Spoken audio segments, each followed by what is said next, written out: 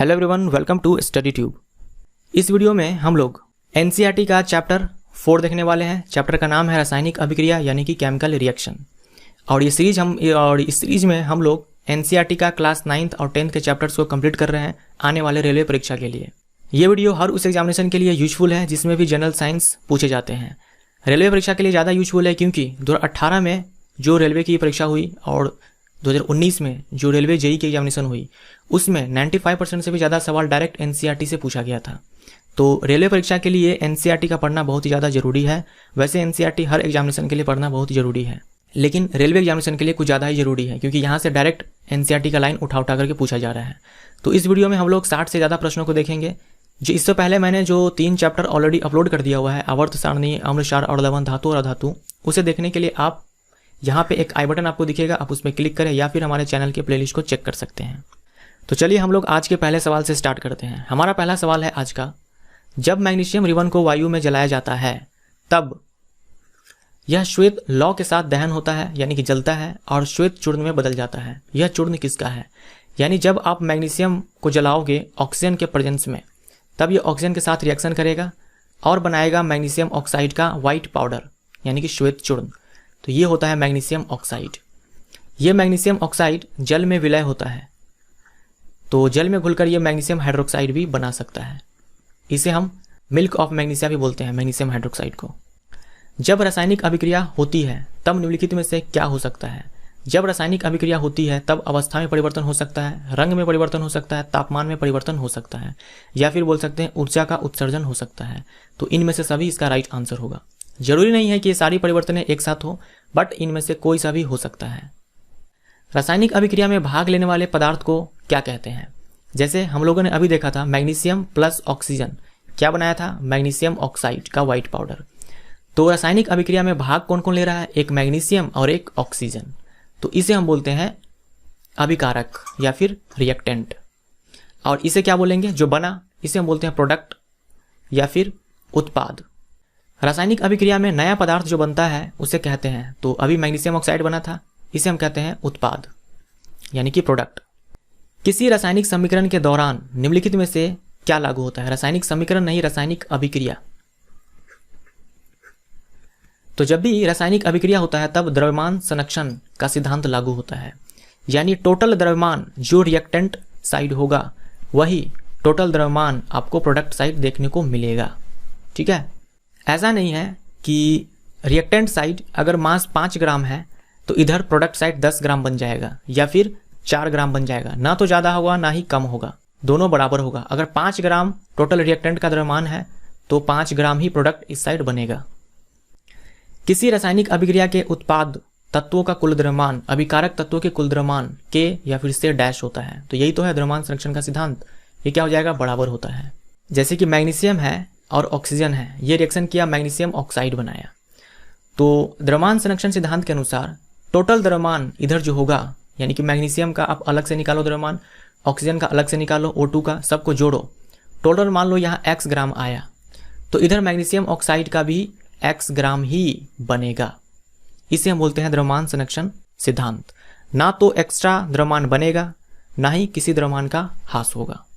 But यहाँ ध्यान दीजिएगा कि ये जो Mg प्लस O2 मैंने यहाँ लिखा हुआ है ये बैलेंस नहीं है, ये द्रव्यमान संरक्षण सिद्धांत को फॉलो नहीं कर रहा है। क्योंकि यहाँ देखो मैग्नीशियम का यहाँ एक एटम है, मैग्नीशियम का यहाँ एक एटम है, तो चलो इसका द्रव्यमान दोनों तरफ बराबर हो गया। लेकिन ऑक्सीजन का यहाँ 2 एटम है तो यहाँ 2 एटम का मास आएगा, लेकिन यहाँ एक ही एटम है तो यहाँ 1 एटम का मास आएगा, यानी ऑक्सीजन के 1 एटम का मास का यहाँ ह्रास हो जाएगा। तो इसीलिए हम बोलते हैं कि ये अनबैलेंस है, ये असंतुलित है, इसे हमें संतुलित करना पड़ता है। हम लोग आगे देखेंगे। रासायनिक अभिक्रिया के पहले एवं उसके बाद प्रत्येक तत्वों के परमाणु की संख्या डैश होती है, तो ये भी क्या हो जाएगा कि बराबर होती है। जैसे मैग्नीशियम है और यहाँ ऑक्सीजन है, हमने यहाँ बनाया मैग्नीशियम ऑक्साइड। बोला क्या कि रासायनिक अभिक्रिया के पहले एवं उसके बाद प्रत्येक तत्वों के परमाणुओं की संख्या बराबर होती है। यानी रासायनिक अभिक्रिया से पहले मैग्नीशियम का 1 परमाणु था, बनने के बाद भी यहाँ 1 परमाणु है, तो इसमें कोई गड़बड़ी नहीं है, बिल्कुल ठीक है। रासायनिक अभिक्रिया से पहले ऑक्सीजन का यहाँ 2 परमाणु है और यहाँ देखो क्या है, 1 ही परमाणु है, तो ये गलत है। यानी कि ये जो रिएक्शन लिखा हुआ है ये बैलेंस नहीं है, इसे हमें बैलेंस करना पड़ेगा। जो द्रव्यमान संरक्षण सिद्धांत का नियम है उसी को हम लोग इसे दूसरे शब्दों में ऐसे बोलते हैं कि टोटल नंबर ऑफ एटम्स जो रिएक्टेंट साइड होगा वही total number of atoms product side होगा। तो हम इसे बैलेंस कैसे करेंगे? देखो यहाँ ऑक्सीजन का 2 एटम है, यहाँ 1 है, तो हम क्या करेंगे, यहाँ 2 लिख देंगे। अब यहाँ 2 मैग्नीशियम एटम हो गया, 2 ऑक्सीजन एटम हो गया, लेकिन यहाँ एक ही मैग्नीशियम है तो हम यहाँ पर 2 कर देंगे। अब देखो यहाँ भी 2 मैग्नीशियम एटम, यहाँ भी 2 मैग्नीशियम एटम्स, यहाँ 2 मैग्नीशियम 2 ऑक्सीजन एटम्स, यहाँ भी 2 ऑक्सीजन एटम्स। जब यहाँ मैंने 2 लिखा ना, इसका मतलब मैग्नीशियम के साथ भी 2 है और ऑक्सीजन के साथ भी 2 है, तो अब हो गया ये बैलेंस। एक कंकाली रासायनिक समीकरण होता है, यानी एक स्केलेटल केमिकल रिएक्शन होता है। क्या होता है? ये असंतुलित होता है।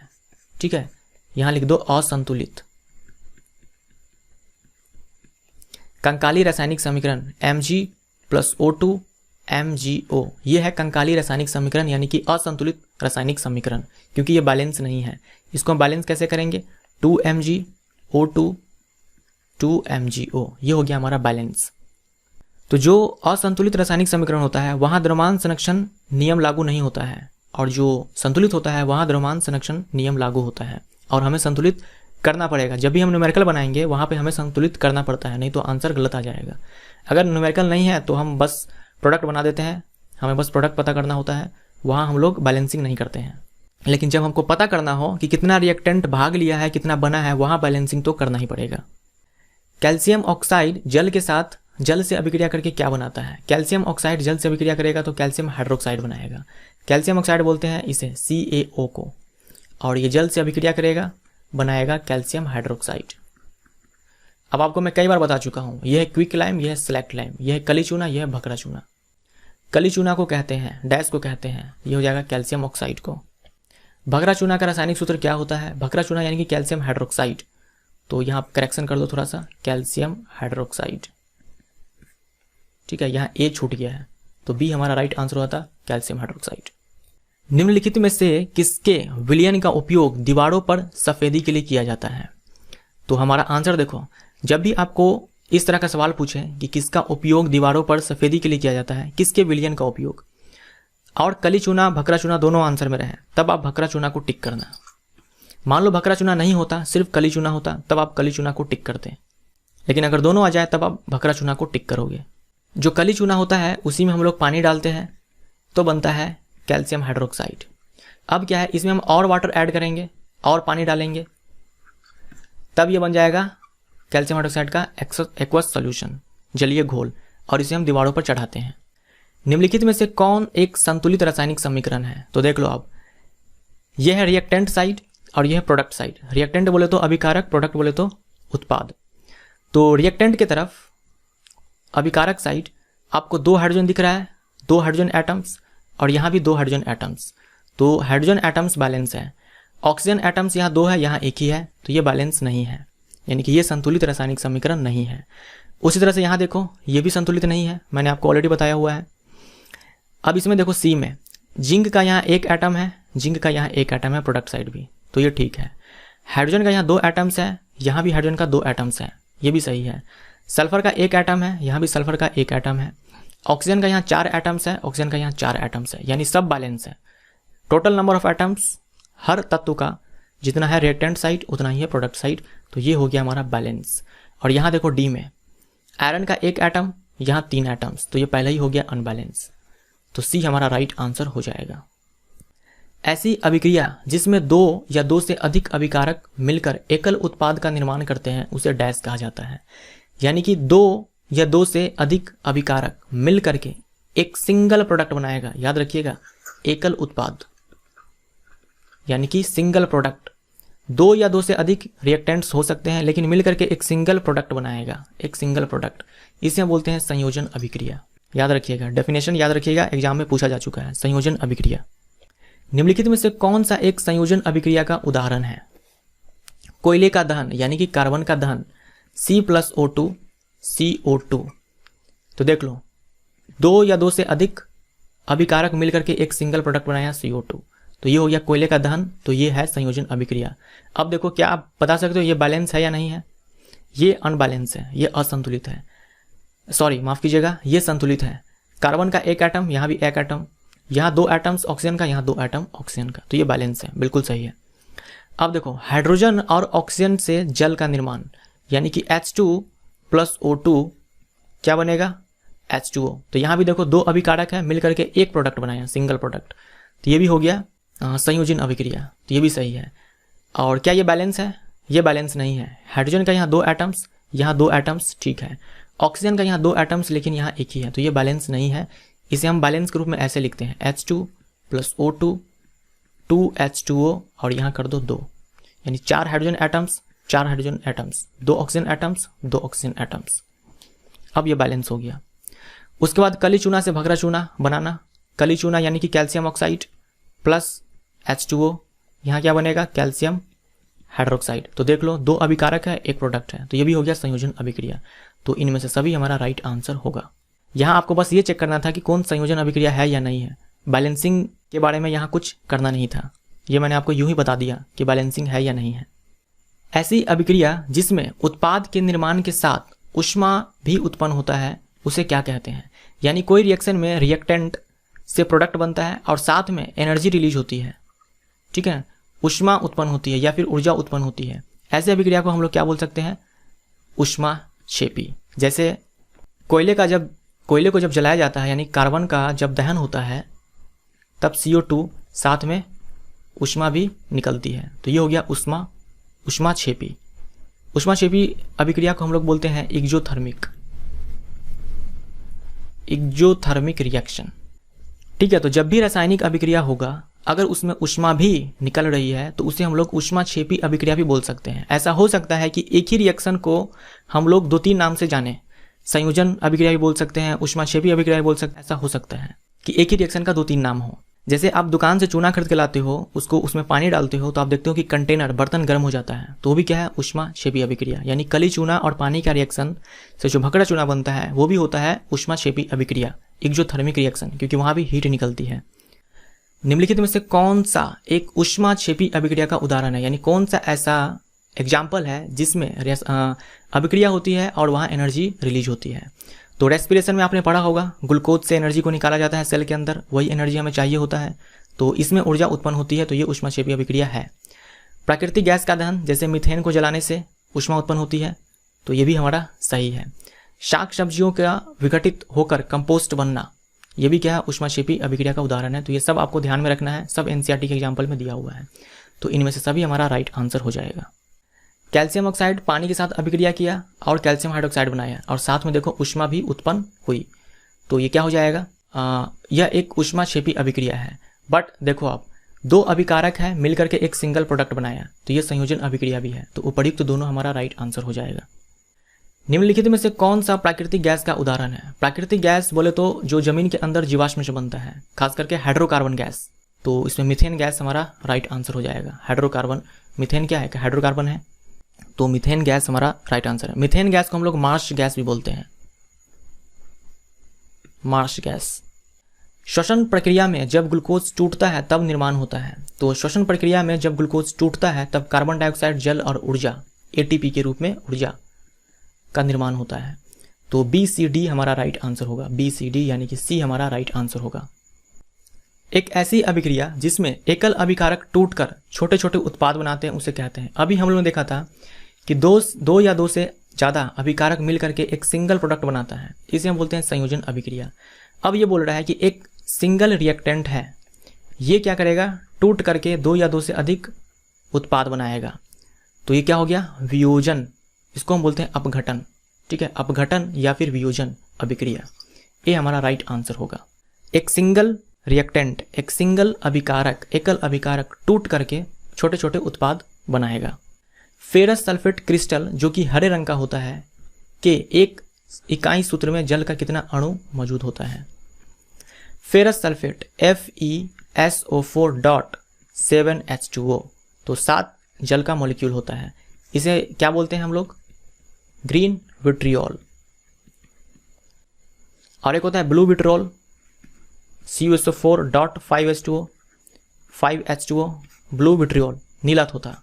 तो ये दोनों फॉर्मूला आपको याद रखना है और इसका नाम भी। जब फेरस सल्फेट का अपघटन होता है तब डैश बनता है, जब फेरस सल्फेट का अपघटन होता है तब फेरिक ऑक्साइड का ठोस मिलता है, सल्फर डाइऑक्साइड गैस मिलता है और सल्फर ट्राइऑक्साइड गैस मिलता है। यानी कि जब फेरस सल्फेट FeSO4 का हम लोग अपघटन करवाएंगे तब Fe2O3 plus SO2 plus SO3 sulphur dioxide sulphur trioxide बनेगा। इनमें से सभी हमारा राइट आंसर हो जाएगा VBI। इंपॉर्टेंट क्वेश्चन है ये, आपके एग्जाम में पूछा हुआ है और ये पूछा जा सकता है। जब कैल्शियम कार्बोनेट का ऊष्मीय वियोजन होता है तब क्या बनता है? कैल्शियम कार्बोनेट जिसे हम चूना पत्थर बोलते हैं, CaCO3, इसका हम लोग क्या करना है? अपघटन करवाना है। तो यहाँ बनेगा calcium oxide plus carbon dioxide gas. तो कैल्शियम ऑक्साइड और कार्बन डाइऑक्साइड, ए इसका राइट आंसर होगा। जब लेड नाइट्रेट के चूर्ण को गर्म किया जाता है तब भूरे रंग का गैस उत्सर्जित होता है, यह गैस होता है। जब लेड नाइट्रेट PbNO3 का हम लोग अपघटन करवाएंगे, चूर्ण को गर्म करना यानी कि अपघटन करवाना, तब बनता है लेड ऑक्साइड PbO, साथ में ऑक्सीजन गैस, साथ में नाइट्रोजन डाइऑक्साइड NO2।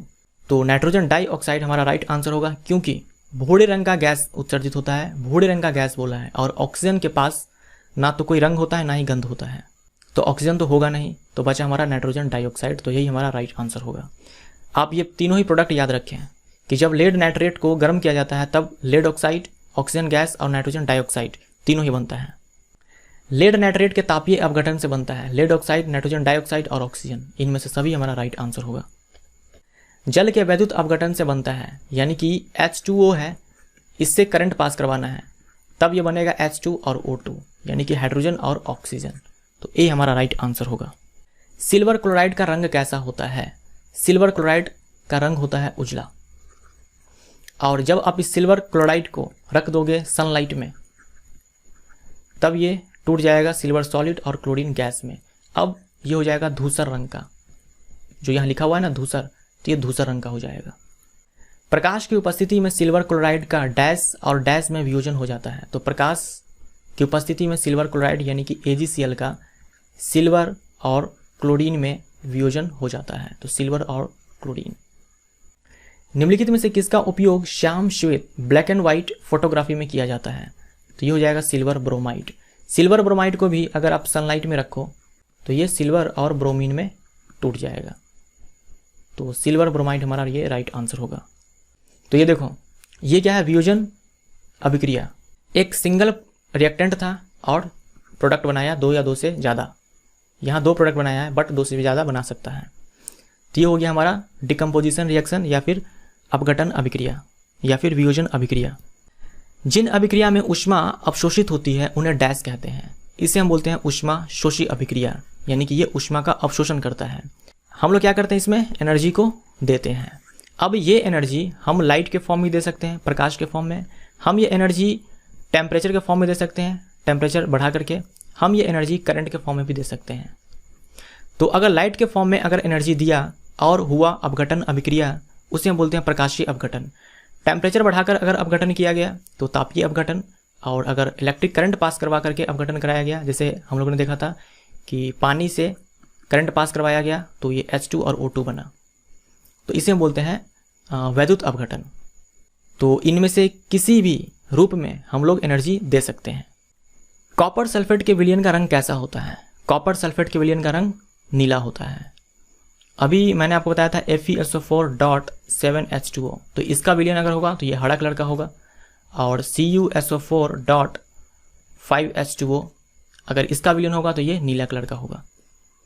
ये है ग्रीन विट्रियोल और यह है ब्लू विट्रियोल। जब किसी लोहे की कील को कॉपर सल्फेट के विलयन में डाला जाता है तब थोड़ी देर के बाद लोहे की कील का रंग भूरा हो जाता है और कॉपर सल्फेट विलयन का नीला रंग मलिन पड़ जाता है। ठीक है, मलिन पड़ जाता है। यह कौन सी अभिक्रिया है? देखिए, पहले विलयन जो था ये कॉपर सल्फेट का था, CuSO4 इसका विलयन था, और कॉपर सल्फेट का विलयन का रंग कैसा होता है? ब्लू कलर का होता है। हम लोगों ने अभी देखा था ब्लू कलर का होता है। अब क्या हुआ? इसमें आयरन नील डाला गया, आयरन का कील डाला गया, तो यहाँ हो जाएगा विस्थापन अभिक्रिया। ये आयरन क्या करेगा? कॉपर को हटा देगा यहाँ से, क्योंकि रिएक्टिविटी सीरीज में जो धातु का जो क्रियाशीलता श्रेणी है उसमें आयरन ऊपर होता है कॉपर से। तो यह क्या करेगा? इसके विलयन से कॉपर को यहाँ से भगा देगा और खुद का विलयन बना लेगा। खुद का विलयन यानी अब जो पहले यहाँ पर कॉपर सल्फेट का विलयन था, अब ये फेरस सल्फेट का विलयन हो गया। अगर फेरस सल्फेट का विलयन हो गया तो ये कलर क्या हो जाएगा, नीला से मलिन पड़ जाएगा, या फिर आप बोल सकते हो कि हल्का हरा रंग का हो जाएगा, क्योंकि फेरस सल्फेट का विलयन हरा रंग का होता है। तो यहाँ क्या हो गया, विस्थापन अभिक्रिया, आयरन ने कॉपर को विस्थापित कर दिया। निम्नलिखित में से कौन सी धातु कॉपर सल्फेट के विलयन से कॉपर को विस्थापित कर सकता है? तो कॉपर सल्फेट के विलयन से जो ऊपर होगा वो कॉपर को विस्थापित कर देगा। तो इसमें से सिर्फ जिंक ही है जो कॉपर से ऊपर है, बाकी सब नीचे हैं। क्रियाशीलता श्रेणी आप उठा करके देख लेना, मैंने धातु और अधातु में आपको अच्छे से बताया हुआ है, और अम्ल क्षार और लवण चैप्टर में भी बताया हुआ है। जिन अभिक्रिया में अवक्षेप का निर्माण होता है उसे अवक्षेपण अभिक्रिया कहा जाता है। यह अवक्षेप जल में विलय होता है, अविलय होता है, श्वेत रंग का होता है, इनमें से कोई नहीं। यह अवक्षेप जल में अविलय होता है, जल में नहीं घुलता है, इसीलिए तो हम इसे अवक्षेप बोलते हैं। तो जल में विलय ना होने के कारण हम इसे अवक्षेप बोलते हैं। अवक्षेपण अभिक्रिया यानी कि प्रेसिपिटेशन रिएक्शन, यानी जब प्रोडक्ट बनेगा, जब उत्पाद बनेगा तो कुछ ऐसा उत्पाद बनेगा जो जल में नहीं घुलेगा, तो उसी को हम लोग अवक्षेप बोलते हैं। इसका एक एग्जाम्पल आप याद रखो, आपके एग्जाम में पूछा जा सकता है। Sodium sulphate Na2SO4, sodium sulphate जब रिएक्शन करेगा बेरियम क्लोराइड से BaCl2 से, तब यहाँ बनेगा BaSO4 प्लस NaCl। बैलेंसिंग पे मैं नहीं जा रहा हूँ, मैं आपको बस यहाँ प्रोडक्ट दिखा रहा हूँ। तो ये जो BaSO4 है ये बनता है PPT यानी कि अवक्षेप, क्योंकि ये जल में नहीं घुलेगा। सोडियम क्लोराइड तो आपको पता ही है जल में घुल जाता है, नमक है ये, जल में घुल जाएगा। बेरियम सल्फेट ये जल में नहीं घुलेगा, इसे हम बोलते हैं PPT प्रेसिपिटेट। वह अभिक्रिया जिनमें अभिकारकों के बीच आयनों का आदान प्रदान होता है उसे क्या कहते हैं? उसे द्विविस्थापन अभिक्रिया कहते हैं। याद रखिएगा, एग्जाम में पूछा हुआ है, आयनों का आदान प्रदान होगा। जो अभी मैंने आपको रिएक्शन दिखाया था Na2SO4 डॉट BaCl2, यहाँ से बनेगा BaSO4 प्लस NaCl, यही है द्विविस्थापन अभिक्रिया, क्योंकि यहाँ आयन का आदान प्रदान हो गया। आप इसको भूल जाओ थोड़ी देर के लिए, आप यहाँ देखो, यहाँ आपके पास था Na+SO4, यहाँ कौन कौन सा आयन था, Na+SO4 2-, उसके बाद यहाँ क्या था Ba+2 और Cl-। प्रोडक्ट में देखो क्या हुआ, इसका ये कैटायन इसके साथ चला गया और बना लिया NaCl, इसका कैटायन इसके साथ चला गया और बना लिया BaSO4। तो हो गया ना आयन का आदान प्रदान, दोनों का आयन्स आपस में एक्सचेंज कर गया। एक का कैटायन दूसरे के एनायन के पास चला गया और दूसरे का कैटायन पहले वाले के एनायन के पास चला आया। निम्नलिखित में से कौन द्विविस्थापन अभिक्रिया है? अब आप चेक कर लो, ये तो मैं आपको बता ही चुका हूँ, पहला वाला। अभी यहाँ देखो Ag प्लस NO3-, यहाँ बनेगा Na+Br-। तो Ag+ यहाँ Br- के साथ चला आया और बना लिया AgBr, और NO3- ये Na+ के साथ चला आया और यहाँ बना लिया सोडियम नाइट्रेट। तो ये भी हमारा द्विविस्थापन अभिक्रिया है। यहाँ देखो Ag+ है और NO3- है, और यहाँ K+ है और I- है। तो Ag+ यहाँ I- के साथ चला आएगा, AgI बना लिया, और ये जो K+ है ये NO3- के साथ चला गया और बना लिया पोटेशियम नाइट्रेट। तो ये भी द्विविस्थापन अभिक्रिया, यानी कि यहाँ आयन्स का आदान प्रदान होता है, आयनों का आदान प्रदान होता है। जब कॉपर चूर्ण को गर्म किया जाता है तब चूर्ण की सतह पर डैश की काली परत चढ़ जाती है, ये होता है कॉपर ऑक्साइड। ठीक है, कॉपर चूर्ण को गर्म करने पर काली परत चढ़ती है, वो किसका होता है? कॉपर ऑक्साइड का। यहाँ देखिए, कॉपर ऑक्सीजन के साथ रिएक्शन किया और बनाया कॉपर ऑक्साइड। देखिए कॉपर के साथ क्या हुआ, ऑक्सीजन आकर के जुड़ गया, यानी कॉपर का हो गया ऑक्सीकरण, ऑक्सीडेशन। उसके बाद देखिए कॉपर ऑक्साइड हाइड्रोजन के साथ रिएक्शन किया और यहाँ बनाया H2O। तो क्या होगा, पहले हाइड्रोजन था अकेला, अब इसके साथ ऑक्सीजन आ गया, यानी कि हाइड्रोजन का हो गया ऑक्सीडेशन और बना लिया पानी। और कॉपर के साथ जो ऑक्सीजन था ये हाइड्रोजन के साथ चला गया, तो यहाँ बचा कॉपर। या फिर आप इसे ऐसे सोच सकते हो कि यहाँ कॉपर ऑक्साइड और यहाँ हाइड्रोजन, हाइड्रोजन का यहाँ ऑक्सीडेशन हो गया, H2 से H2 हो गया, ऑक्सीजन आकर के जुड़ गया, तो हाइड्रोजन का यहाँ ऑक्सीडेशन हो गया। तो डेफिनेटली कॉपर ऑक्साइड का यहाँ रिडक्शन हुआ होगा। रिडक्शन बोले तो अवकरण हुआ होगा, अवकरण बोले तो ऑक्सीजन छोड़ करके चला गया होगा। तो ऑक्सीजन अगर छोड़कर चला गया तो यहाँ बचेगा कॉपर, तो कॉपर हमारा राइट आंसर होगा। जब किसी पदार्थ का अपचयन होता है तब उस पदार्थ में या फिर के क्या होगा? तो जब किसी पदार्थ का उपचयन होता है, ऑक्सीडेशन होता है, तब ऑक्सीजन की वृद्धि होती है, सही बात है। हाइड्रोजन का ह्रास होता है या फिर ऑक्सीकरण संख्या में वृद्धि होता है। तो उपर्युक्त में से कुछ भी हो सकता है, तो डी हमारा राइट आंसर है। देखिए ऑक्सीकरण संख्या में वृद्धि होगी, ये तो फिक्स है, ये तो होगी ही। अब ऑक्सीजन की संख्या में वृद्धि आपको कभी कभी दिखेगा, कभी नहीं दिखेगा। हाइड्रोजन का ह्रास होता है, ये भी कभी दिखेगा, कभी नहीं दिखेगा। लेकिन ऑक्सीकरण संख्या में वृद्धि ये होगी ही होगी, क्योंकि कभी कभी ऐसा होगा, ऐसा रिएक्शन आपको मिलेगा कि वहाँ आपको नहीं दिखेगा कि ऑक्सीजन की संख्या में वृद्धि हुई है, लेकिन वहाँ उपचयन हुआ होगा। वो हमें पता चलता है ऑक्सीकरण संख्या से। तो ऑक्सीकरण संख्या हमेशा काम करेगा। लेकिन ये जो दोनों ऑप्शंस दे रखा है, ऑक्सीजन की संख्या में वृद्धि, हाइड्रोजन का ह्रास, ये कभी आपको डायरेक्ट दिख सकता है, कभी डायरेक्ट नहीं दिखेगा। ठीक वैसे ही जब किसी पदार्थ का अपचयन होता है, रिडक्शन होता है, तब उस पदार्थ में या फिर के ऑक्सीजन का ह्रास होता है, हाइड्रोजन की वृद्धि होती है, ऑक्सीकरण संख्या में कमी आती है। तो इनमें से कोई भी हो सकता है। इसमें से ये वाला तो फिक्स है कि होगा ही। अगर अपचयन हुआ है, रिडक्शन हुआ है, तो ऑक्सीकरण संख्या में कमी आती है। लेकिन ऑक्सीजन का ह्रास होता है और हाइड्रोजन की वृद्धि होती है। ये आपको डायरेक्ट इक्वेशन में दिख भी सकता है, नहीं भी दिख सकता है। जब किसी अभिक्रिया में एक अभिकारक उपचयित और दूसरा अभिकारक अपचयित होता है, उसे डैश कहते हैं। तो एक ही रिएक्शन में अभिकारक उपचयित हो जाए और दूसरा अभिकारक अपचयित हो जाए, तो उसे हम बोलते हैं रेडॉक्स रिएक्शन, यानी कि उपचयन अपचयन अभिक्रिया। सी इसका राइट आंसर। निम्न में से कौन एक रेडॉक्स अभिक्रिया को दर्शाता है? रेडॉक्स अभिक्रिया क्या होता है? जिसमें ऑक्सीडेशन रिडक्शन दोनों होता है, यानी उपचयन अपचयन दोनों होता है। कॉपर ऑक्साइड है, कॉपर ऑक्साइड से ऑक्सीजन गायब हो गया और कॉपर बचा, तो ऑक्सीजन का जाना रिडक्शन होता है, और हाइड्रोजन के पास ऑक्सीजन चला आया, तो हाइड्रोजन का आना ऑक्सीडेशन होता है। यानी कॉपर ऑक्साइड का हो गया रिडक्शन और हाइड्रोजन का हो गया ऑक्सीडेशन। तो एक ही रिएक्शन में रिडक्शन भी हो जाए, ऑक्सीडेशन भी हो जाए, यानी कि अवकरण भी हो जाए, ऑक्सीकरण भी हो जाए, उसे हम बोलते हैं रेडॉक्स रिएक्शन। तो ये हमारा रेडॉक्स रिएक्शन है। ठीक वैसे ही जिंक ऑक्साइड से जिंक बन गया, तो इसका हो गया रिडक्शन। कार्बन से कार्बन ऑक्साइड बना, कार्बन मोनोऑक्साइड बना, तो यहाँ हो गया ऑक्सीडेशन, क्योंकि ऑक्सीजन आकर के जुड़ गया। तो ये भी है रेडॉक्स रिएक्शन। यहाँ देखिए, यहाँ एक छूट गया हुआ है, लिख लो आप MnCl2 प्रोडक्ट में। ये था MnO2, MnO2 से ऑक्सीजन भाग गया और MnCl2 बन गया, यानी MnO2 से ऑक्सीजन छोड़कर चला गया, तो इसका क्या हो गया? रिडक्शन। और देखो HCl से H भाग गया और Cl बच गया। पहले था HCl, अब HCl से क्या बचा? Cl, यानी कि H भाग गया, हाइड्रोजन का ह्रास हो गया, तो ऑक्सीजन का आना या फिर हाइड्रोजन का जाना, यही तो होता है ऑक्सीडेशन, अवकरण। तो देख लो, एक का रिडक्शन हो चुका है और HCl का क्या हो गया यहाँ? ऑक्सीडेशन। तो ये भी हो गया रेडॉक्स रिएक्शन। ऑक्सीडेशन और रिडक्शन एक ही में हुआ, तो इनमें से सभी इसका राइट आंसर। जब कोई धातु अपने आसपास अम्ल, आर्द्रता आदि के संपर्क में आती है, तब यह संक्षारित होती है। इस प्रक्रिया को क्या कहते हैं? इस प्रक्रिया को हम लोग संक्षारण बोलते हैं। निम्न में से कौन एक संक्षारण का उदाहरण नहीं है? चांदी के ऊपर काली परत का चढ़ना। चांदी के ऊपर काली परत चढ़ जाती है सिल्वर सल्फाइड के कारण, Ag2S के कारण, सिल्वर सल्फाइड के कारण। तांबे के ऊपर हरी परत चढ़ना, ये होता है कार्बोनेट के परत चढ़ने के कारण, यानी कि कॉपर कार्बोनेट का फॉर्मेशन हो जाता है। इस कारण से तांबे के ऊपर हरी परत चढ़ जाती है।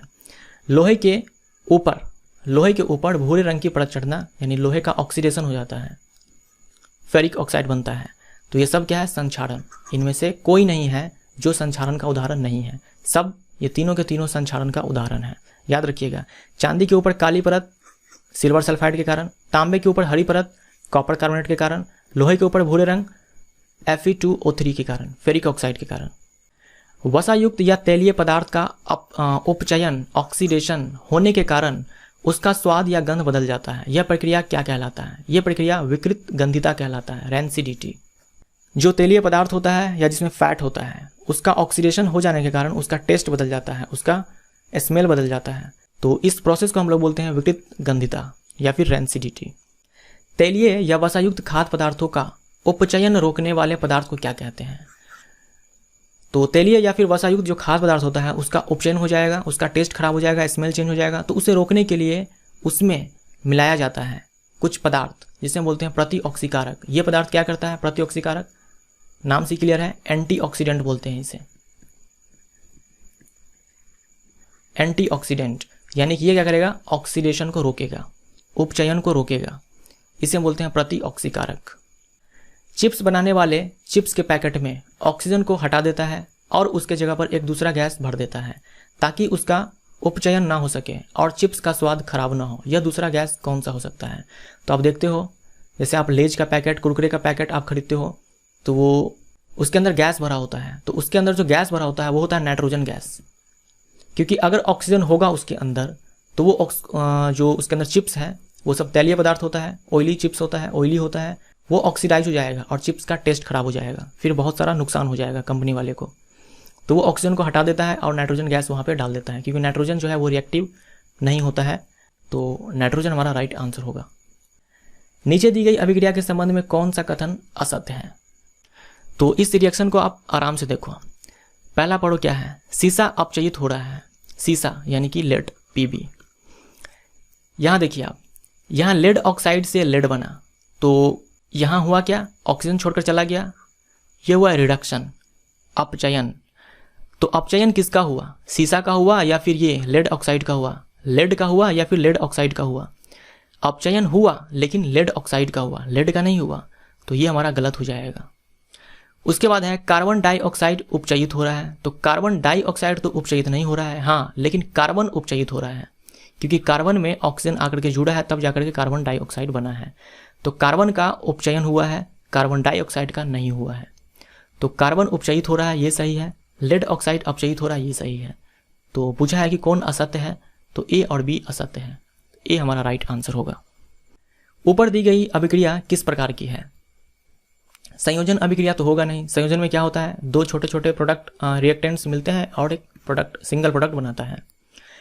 वियोजन अभिक्रिया भी नहीं होगा। वियोजन में तो एक रिएक्टेंट होता है और टूट करके छोटा छोटा प्रोडक्ट बनाता है, ये भी नहीं होगा। द्विविस्थापन भी नहीं होगा, क्योंकि यहाँ आपको आयंस दिख रहा है कैटायन और एनायन, प्लस और माइनस, लेकिन यहाँ नहीं है, यहाँ सिर्फ एल्यूमिनियम दे रखा है, तो यहाँ तो द्विविस्थापन भी नहीं होगा। हमारा आंसर हो जाएगा विस्थापन अभिक्रिया, डी। कैसे देख लो, रिएक्टिविटी सीरीज में आपको एल्यूमिनियम ऊपर मिलेगा, एल्यूमिनियम से नीचे आयरन मिलेगा। तो यहाँ क्या किया, एल्यूमिनियम इस फेरिक ऑक्साइड से आयरन को विस्थापित कर दिया। देख रहे हो आप, आयरन को भगा दिया और खुद का ऑक्साइड बना लिया, क्योंकि ये आयरन से ज़्यादा क्रियाशील है। तो ये हो जाएगा हमारा आंसर विस्थापन अभिक्रिया। लौह चूर्ण पर तनु हाइड्रोक्लोरिक अम्ल डालने से क्या होता है? सही उत्तर दीजिए।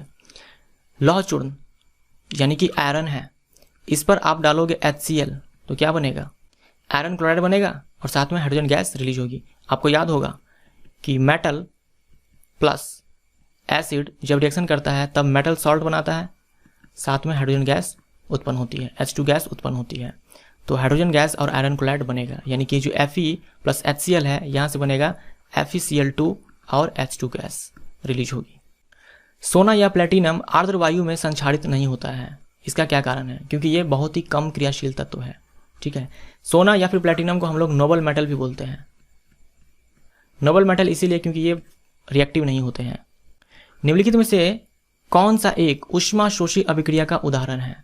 फेरस सल्फेट का अपघटन। अपघटन करवाने के लिए हमें क्या करना पड़ता है, ऊष्मा देनी पड़ती है, तो यही हमारा आंसर होगा। देखिए, सल्फ्यूरिक अम्ल का तनुकरण यानी कि एसिड में पानी डालना। आपको याद होगा कि अम्ल में पानी हम लोग मिलाते हैं धीरे धीरे, क्योंकि वहाँ ऊष्मा उत्पन्न होती है। तो यहाँ तो ऊष्मा उत्पन्न हुई, तो ये हो गया ऊष्माक्षेपी। उसके बाद पानी में सोडियम हाइड्रोक्साइड का घुलना, साथ में पानी में अमोनियम क्लोराइड का घुलना, इस दोनों ही प्रक्रिया में ऊष्मा उत्पन्न होती है। तो ये हो जाएगा ऊष्माक्षेपी अभिक्रिया, ये भी हो जाएगा ऊष्माक्षेपी। और अपघटन के लिए यानी तोड़ने के लिए हमें ऊष्मा देनी पड़ती है, तो ये हो जाएगा ऊष्माशोषी अभिक्रिया। विज्ञान की वह शाखा जिसके अंतर्गत उन रासायनिक अभिक्रिया का अध्ययन किया जाता है जो प्रकाश ऊर्जा के अवशोषण के फलस्वरूप घटित होता है, को क्या कहते हैं? इसे हम लोग बोलते हैं प्रकाश रसायन, फोटोकेमिस्ट्री। निम्नलिखित में से कौन प्रकाश रासायनिक अभिक्रिया का उदाहरण नहीं है? क्लोरीन का विघटन, क्लोरीन का विघटन यानी Cl2 से Cl में टूटना, प्रकाश संश्लेषण और हाइड्रोजन और क्लोरीन का संयोग, इनमें से कोई नहीं। तो हमारा आंसर हो जाएगा इनमें से कोई नहीं। कहने का मतलब ये हुआ कि क्लोरीन का विघटन, प्रकाश संश्लेषण और हाइड्रोजन और क्लोरीन का संयोग, ये सब प्रकाश रासायनिक अभिक्रिया है। क्योंकि हमसे पूछा है कौन उदाहरण नहीं है, तो सबके सब उदाहरण है, तो इनमें से कोई नहीं इसका राइट आंसर होगा। निम्नलिखित में से कौन सा एक संक्षारण के लिए अनिवार्य है? तो वायु और उसमें उपस्थिति नमी की, ए इसका राइट आंसर होगा। संक्षारण के लिए ये नेसेसरी कंडीशन है कि एयर और उसमें ह्यूमिडिटी होना चाहिए। लोहे में जंग लगना, लोहे में जंग लगना ये संक्षारण है, और ये लोहे में जंग इसलिए लगता है क्योंकि लोहा का ऑक्सीडेशन होता है। तो बी और सी हमारा राइट आंसर होगा। ठीक है, लोहे में जंग लगना ये ऑक्सीकरण का भी उदाहरण है और संक्षारण का भी उदाहरण है। जब लोहे पर जंग लगता है तब इसके ऊपर डैश की भूरे रंग की परत चढ़ जाती है, क्या हो जाएगा? Ferric oxide. ठीक है, फेरिक ऑक्साइड। लोहे पर जंग लगता है और कौन सी परत चढ़ती है? भूरे रंग की परत चढ़ती है। ये कलर भी आपको याद रखना है और फेरिक ऑक्साइड के कारण ऐसा होता है, ये भी याद रखना है। नाइट्रोजन और हाइड्रोजन के संयोग से अमोनिया का बनना किसका उदाहरण है? ये आपको ध्यान में रखना है। नाइट्रोजन और हाइड्रोजन के संयोग से अमोनिया बनता है, NH3 बनता है। इस प्रोसेस में बहुत सारी ऊष्मा उत्पन्न होती है, ये होता है ऊष्माक्षेपी अभिक्रिया। नाइट्रोजन और ऑक्सीजन से नाइट्रिक ऑक्साइड यानी कि NO, नाइट्रिक ऑक्साइड, इसी को हम लोग नाइट्रोजन मोनोऑक्साइड भी बोलते हैं। तो नाइट्रिक ऑक्साइड का बनना यह है ऊष्माशोषी अभिक्रिया। ठीक है, यानी कि N2 और O2 मिलकर जो 2NO बनता है, तो इस प्रोसेस में हमें एनर्जी देनी पड़ती है। ठीक है, ऊष्मा देनी पड़ती है, इसीलिए ये ऊष्माशोषी अभिक्रिया है, एंडोथर्मिक रिएक्शन है। अब कार्बन सल्फर से रिएक्शन किया और कार्बन डाइसल्फाइड बनाया, ये किसका अभिक्रिया है? ये है संयोजी अभिक्रिया। देख रहे हो, दो रिएक्टेंट्स मिलकर के एक सिंगल प्रोडक्ट बनाया, तो ये हो गया संयोजी अभिक्रिया। साथ में यह है ऊष्माशोषी अभिक्रिया, क्योंकि आप देख रहे हो यहाँ ऊष्मा दिया गया है। तो ए और सी इसका राइट आंसर होगा दोनों।